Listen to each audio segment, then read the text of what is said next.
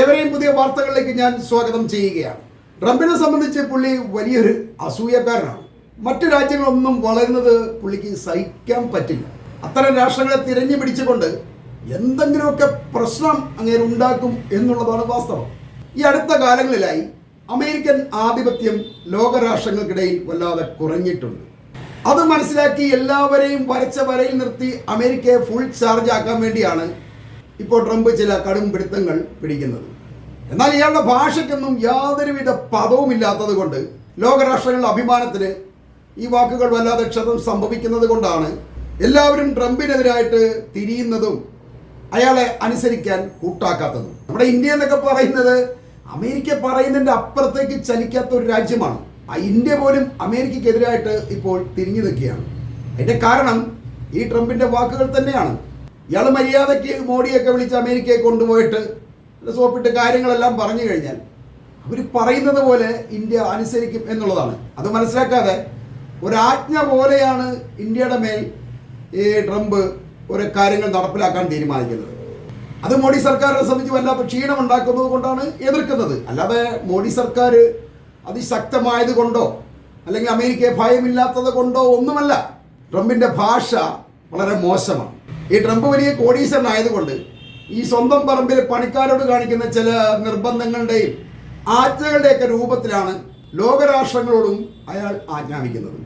അത് കാര്യങ്ങളെ കൂടുതൽ സങ്കീർണമാക്കുകയാണ് ചെയ്യുന്നത്.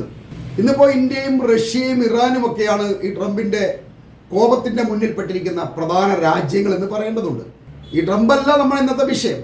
ഈ ട്രംപിനെ കുറിച്ച് പറയാനല്ല കേട്ടോ നമ്മുടെ ഈ വിഷയം ഇന്ന് ഞാനിവിടെ ചർച്ച ചെയ്യുന്നത്. ട്രംപ് ഇങ്ങനെയൊക്കെ ആവുന്നത് ഈ റഷ്യയുടെ പിടിപ്പുകേട് കൊണ്ടാണ് എന്ന് പറയാൻ വേണ്ടിയാണ്. സത്യത്തിൽ റഷ്യ അമേരിക്കയെ കണ്ടു പഠിക്കേണ്ടതാണ് എന്നുള്ളതാണ്. അമേരിക്കയെ പോലെ അല്ലെങ്കിൽ അതുക്കും മേലെ ഒരു സൂപ്പർ പവറായ രാജ്യമാണ് റഷ്യ എന്ന് നമ്മൾ മനസ്സിലാക്കണം. പക്ഷെ അമേരിക്കയെ പോലെ ഒരു സൂപ്പർ പോലീസായി റഷ്യക്ക് ലോകത്ത് ആധിപത്യം സ്ഥാപിക്കാൻ കഴിയുന്നില്ല. അങ്ങനെ റഷ്യക്കും ഒരു സൂപ്പർ പോലീസ് ആകാൻ കഴിഞ്ഞാൽ ഇന്ന് ലോകത്ത് അമേരിക്കയ്ക്കുള്ള പവർ പകുതിയായി കുറയും എന്നുള്ള കാര്യവും ഉറപ്പ് തന്നെയാണ്. പിന്നെ എന്തുകൊണ്ടാണ് റഷ്യക്ക് ഇതിന് കഴിയാത്തത് എന്ന് പലതവണ ഞാൻ ചിന്തിച്ചിട്ടുണ്ട്. ഇങ്ങനെ ചിന്തിച്ച് കാട് കയറുമ്പോഴാണ് ഈ വീറ്റോ പവർ ഉണ്ടെങ്കിലും റഷ്യ വെറും ആയുധശക്തി മാത്രമാണ് എന്ന് നമുക്ക് മനസ്സിലാവുന്നത്. ഇറാൻ ഇസ്രായേൽ യുദ്ധത്തിൽ സൗഹൃദ രാഷ്ട്രമാണെന്ന് മാത്രമല്ല, തൊട്ടടുത്തുള്ള രാജ്യമായിട്ട് പോലും ഇറാനെ ഇസ്രായേൽ തല്ലുന്നത് വെറുതെ വായിൽ വിരലിട്ടുകൊണ്ട് റഷ്യ നോക്കി നിന്നതല്ലാതെ അവരൊരക്ഷരം മിണ്ടിയില്ല എന്ന് നമ്മൾ ഓർക്കണം. അതേസമയം അമേരിക്കയുടെ സൗഹൃദത്തിലുള്ള ഏതെങ്കിലും ഒരു രാഷ്ട്രത്തെയാണ് അവരുടെ ശത്രുരാജ്യം ഇതുപോലെ ആക്രമിക്കുന്നതെങ്കിൽ അമേരിക്ക തീർച്ചയായും അതിലിടപെടും എന്നുള്ളതാണ്. ഇതിപ്പോൾ റഷ്യ കൈലി കൊടുത്തുകൊണ്ട് തൊട്ടടുത്ത വീട്ടിൽ ജനലിലൂടെ നോക്കി നിന്നു എന്നല്ലാതെ അവരിതിൽ യാതൊരു വിധത്തിലും ഇടപെടാഞ്ഞപ്പോൾ ഇവരൊരു സൂപ്പർ പവറാണ് എന്ന് പറയുന്നതിൽ എന്ത് കാര്യമെന്ന് നമ്മൾ ചിന്തിക്കേണ്ടതുണ്ട്. എന്നാൽ ഇവർക്കിങ്ങനെ ലോകരാഷ്ട്രങ്ങളുടെ മേൽ ആധിപത്യം സ്ഥാപിക്കാനും അതല്ലെങ്കിൽ ഇതുപോലെ യുദ്ധങ്ങൾ ഉണ്ടാകുമ്പോൾ നോക്കി നിൽക്കേണ്ടിയൊക്കെ വരുന്നത് അമേരിക്കയും റഷ്യയും തമ്മിലുണ്ടാകുന്ന സാമ്പത്തിക അന്തരം നമ്മൾ മനസ്സിലാക്കുമ്പോഴാണ്. അമേരിക്കയുടെ GDP എന്ന് പറയുന്നത് 2023 കണക്കനുസരിച്ച് ഏതാണ്ട് $26 ട്രില്യൺ. അതായത് ലോകത്തിന്റെ ഏതാണ്ട് 25% എക്കണോമിക്ക് തുല്യമായത് എന്ന് വേണമെങ്കിൽ തന്നെ നമുക്ക് വിശേഷിപ്പിക്കാം. അതേസമയം റഷ്യയുടെ GDP എന്ന് പറയുന്നത് വെറും $2 ബില്യൺ പോലും ഇല്ല എന്നുള്ളതാണ്.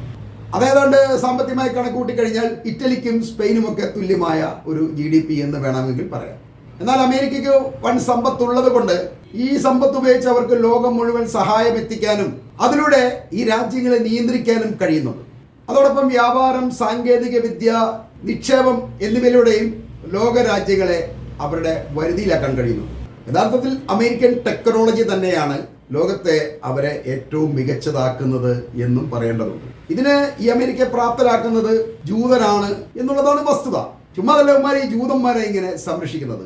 അമേരിക്കൻ സാമ്പത്തിക വളർച്ചയുടെ പ്രധാന ഘടകമാണ് ജൂതന്മാരെന്നത്. അവർ ഇവരെ ടെക്നോളജിയിലും മറ്റു കാര്യങ്ങളിലും എല്ലാം സഹായിക്കുന്നത് മാത്രമല്ല, അമേരിക്കയുടെ ടാക്സിന്റെ നല്ലൊരു ശതമാനവും വരുന്നത് ഈ ജൂതരിലൂടെ തന്നെയാണ്. നമ്മളോർക്ക് എന്തിനാണ് ഈ ജൂതന്മാർക്ക് ഇങ്ങനെ ഇവർ അമേരിക്കയെ വാരിക്കോരി കാശ് കൊടുക്കുന്നത് എന്ന്. പക്ഷേ ഈ ജൂതന്മാരെയാണ് അമേരിക്കയെ നിലനിർത്തുന്നത് എന്ന് വേണമെങ്കിൽ പറയാം. ഇങ്ങനെ ടെക്നോളജി, വ്യാപാരം തുടങ്ങിയവരുടെ സാമ്പത്തിക സ്ഥിരത ഉള്ളത് കൊണ്ടാണ് ഡോളറിന് ഇന്ന് ലോകത്ത് ആധിപത്യം നേടാൻ കഴിഞ്ഞത്. ഇന്റർനാഷണൽ വേദിയിൽ പ്രധാനമായും എണ്ണ ഇടപാട്, ബാങ്കിങ് മേഖലകളിൽ ഡോളറിന് വെട്ടാൻ മറ്റൊരു കറൻസി ഇല്ല എന്ന് നമുക്ക് എല്ലാവർക്കും അറിയാവുന്നതാണ്.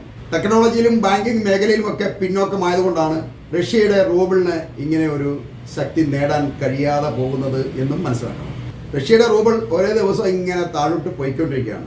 വെറും കടലാസായി മാറും. ഒരുപക്ഷെ ഇന്തോനേഷ്യയുടെയോ അതല്ലെങ്കിൽ വേറെ ഏതെങ്കിലും രാജ്യങ്ങളിൽ കടലാസ് പോലെ ഉപയോഗിക്കുന്ന ഒരുപാട് രാജ്യങ്ങളുണ്ട്.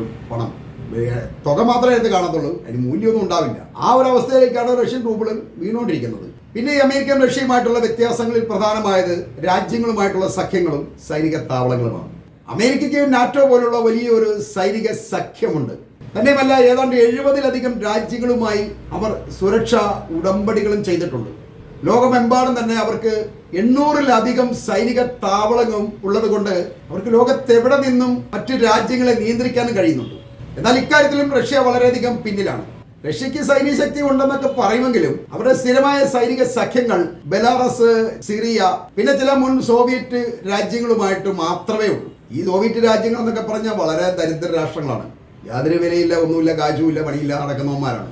ഇവരൊക്കെ ആയിട്ടാണ് റഷ്യക്ക് സൈനിക സഖ്യങ്ങളുണ്ട്. അതുകൊണ്ടെന്ന പ്രയോജനം കാശുള്ളവന്മാരുമായിട്ടോ ഒന്നും യാതൊരുവിധ സഖ്യവുമില്ല. പ്രത്യേകിച്ച് മിഡിൽ ഈസ്റ്റിലെ സമ്പന്ന രാഷ്ട്രങ്ങളുമായിട്ടും ഒരിടപാടും റഷ്യക്കില്ല എന്നുള്ളതാണ്. എന്നാൽ റഷ്യക്കാണ് ഈ ബന്ധങ്ങൾ സ്ഥാപിക്കാൻ ഏറ്റവും കൂടുതൽ സാധ്യതയുള്ളത്.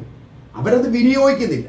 പിന്നെ അമേരിക്കയെ സംബന്ധിച്ച് ഹോളിവുഡ്, അവരുടെ സംഗീതം, അതുപോലെ ടെക് കമ്പനികൾ, വിദ്യാഭ്യാസം, ഇന്റർനെറ്റ്, ഇവരുടെ എല്ലാം ലോക യുവജനങ്ങളുടെ സംസ്കാരത്തെ ഷേപ്പ് ചെയ്യാനും അതുപോലെ അവരെ നിയന്ത്രിക്കാനും ഒക്കെ കഴിഞ്ഞത് അവരുടെ വിജയത്തിൻ്റെ വലിയൊരു ഘടകം തന്നെയാണ്. ഇംഗ്ലീഷ് ലോകഭാഷയാക്കാനും അതിലൂടെ ഇവയെല്ലാം ലോകത്ത് എത്തിക്കാനും കഴിഞ്ഞു എന്നുള്ളതും അമേരിക്കൻ വിജയത്തിൻ്റെ നേട്ടമായിട്ട് കാണാവുന്നതാണ്. ഇതിനെല്ലാം രാഷ്ട്രീയമായി കാൽക്കുലേറ്റ് ചെയ്യുകയാണെങ്കിൽ കമ്മ്യൂണിസത്തിന്റെ പരാജയം എന്ന് വേണമെങ്കിൽ പറയാം. ഇത് പറയുമ്പോൾ പലർക്കും സൂചിക്കണമെന്നില്ല കേട്ടോ.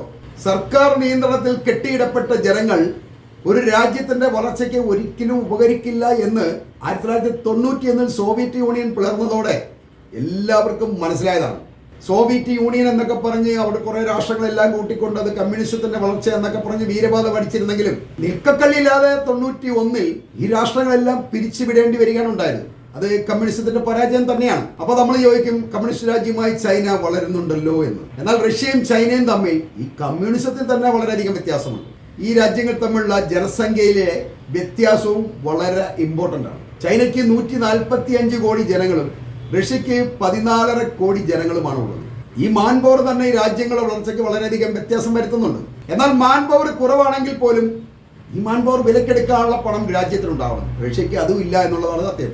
അമേരിക്കയ്ക്ക് പണമുള്ളത് കൊണ്ട് അവർ മാൻ പവർ വിലക്കെടുത്തുകൊണ്ട് ടെക്നോളജി മുതലായുള്ള മേഖലയിൽ കുതിച്ച് കയറുന്നുണ്ട്. എന്നാൽ റഷ്യയെ സംബന്ധിച്ച് ഇവർ ഈ മാൻ പവർ വിലക്കെടുക്കാൻ തയ്യാറാവുന്നില്ല. പകരം അവർ എണ്ണ ആയുധ വരുമാനത്തിൽ മാത്രമാണ് ശ്രദ്ധ കേന്ദ്രീകരിക്കുന്നത് കൊണ്ട് അവർക്ക് മാൻ പവർ വിലക്കെടുക്കേണ്ടിയും വരുന്നില്ല. ഇവർ രണ്ടെണ്ണം വെച്ച് കളിക്കാനുള്ള പരിപാടിയാണ് കാലങ്ങളായിട്ട് തുറന്നുകൊണ്ടിരിക്കുന്നത്. ഇനി കമ്മ്യൂണിസ്റ്റ് രാജ്യമായിട്ടും റഷ്യയും ചൈനയും തമ്മിലുള്ള വ്യത്യാസത്തിന്റെ മറ്റൊരു കാരണം 1978 ചൈനയിലെ Deng Xiaoping reform and opening up നയത്തിലൂടെ വിപണിയുടെ സാമ്പത്തിക നയങ്ങളും സോഷ്യലിസ്റ്റ് നയങ്ങളും അവർക്ക് ഒരുമിച്ച് കൊണ്ടുപോകാൻ കഴിഞ്ഞു എന്നുള്ളതാണ് ചൈനയുടെ വിജയത്തിന്റെ പ്രധാന കാരണം. ഇതിലൂടെ വിദേശ നിക്ഷേപം, ഉൽപാദന മേഖല, അതുപോലെ എക്സ്പോർട്ടഡ് ഓറിയന്റഡ് വളർച്ചയിലൂടെ GDP 8-10% നിരക്കിൽ കുതിച്ച് കയറാനും കാരണമായിട്ടുണ്ട്. എന്നാൽ ഈ ചൈനയെ പോലെ തന്നെ ഒരു സാമ്പത്തിക കുതിച്ചുകയറ്റത്തിന് റഷ്യ ശ്രമിച്ചിട്ടില്ല എന്ന് പറയാൻ കഴിയില്ല. ഈ 91 സോവിയറ്റ് യൂണിയന്റെ തകർച്ചയ്ക്ക് ശേഷം അവർ ഷോക്ക് തെറാപ്പി വഴി പുതിയ ഒരു സമ്പദ് വ്യവസ്ഥയിലേക്ക് മാറാൻ ശ്രമിച്ചെങ്കിലും അത് കുടുംബാധിപത്യപരമെന്ന് തോന്നുന്ന വിധത്തിൽ ഒരു ഒലിഗാർക്കുകളുടെ നിയന്ത്രണത്തിലേക്ക് മാറുകയാണ് ഉണ്ടായത്. ഈ ഒലിഗാർക്കുകളുടെ നിയന്ത്രണം എന്നൊക്കെ വിശേഷിപ്പിച്ചത് അത് കുറച്ച് ആളുകളുടെ നിയന്ത്രണത്തിലുള്ള ഒരു ഭരണകൂടം എന്ന് പറയാൻ വേണ്ടിയാണ്. ഇതിൽ കുറെ വ്യക്തികൾ മാത്രമേ ഉള്ളൂ. രാജ്യത്തിന്റെ ബാങ്കിങ്, അതുപോലെ വ്യവസായം, ബിസിനസ് മുതൽ നിയമം വരെ ഈ വ്യക്തികളുടെ നിയന്ത്രണത്തിലാണ് മുന്നോട്ട് പോകുന്നത്. ഇതിന്റെ കുഴപ്പം എന്താ വെച്ചാൽ സാധാരണക്കാർക്ക് ഒരിക്കലും ബിസിനസ് വളർച്ച നേടാൻ കഴിയില്ല എന്നുള്ളതാണ്. അത് സർക്കാർ വിചാരിച്ചാൽ നിഷ്പ്രയാസം തകർക്കാൻ കഴിയും. ഇങ്ങനെ ബിസിനസ് വളർച്ച ഉണ്ടാവില്ല എന്ന് അവർക്ക് അറിയാവുന്നതുകൊണ്ട് പൊതുവെ ജനങ്ങൾ നിഷ്ക്രിയരാകുകയാണ് ചെയ്യുന്നത്. എന്നാൽ ഈ സാധാരണ ജനങ്ങളെ ബിസിനസ്സിലൂടെയോ അല്ലെങ്കിൽ തൊഴിലിലൂടെയൊക്കെ മുന്നോട്ട് കൊണ്ടുവരാൻ സർക്കാർ ഊർജിതമായ ശ്രമങ്ങളൊന്നും നടത്തുന്നുമില്ല. ഇങ്ങനെ റഷ്യ പൂർണ്ണമായും ഒരു സാമ്പത്തിക ഞെരുക്കത്തിലേക്ക് മാറുമ്പോൾ അമേരിക്കയുടെ തുറന്ന നയം അവരെ വളരെയധികം സമ്പന്നമാക്കുന്നു എന്നാണ് നമ്മൾ മനസ്സിലാക്കേണ്ടത്. യഥാർത്ഥത്തിൽ ഈ കമ്മ്യൂണിസം എന്നൊക്കെ പറയുന്നത് കേൾക്കാൻ സുഖമുണ്ടെന്ന് മാത്രമേ ഉള്ളൂ. അതിൽ ജീവിക്കുന്നവരുടെ അവസ്ഥ പരിതാപകരമാണ് എന്ന് റഷ്യയെ ചൂണ്ടി നമുക്ക് പറയാൻ കഴിയും.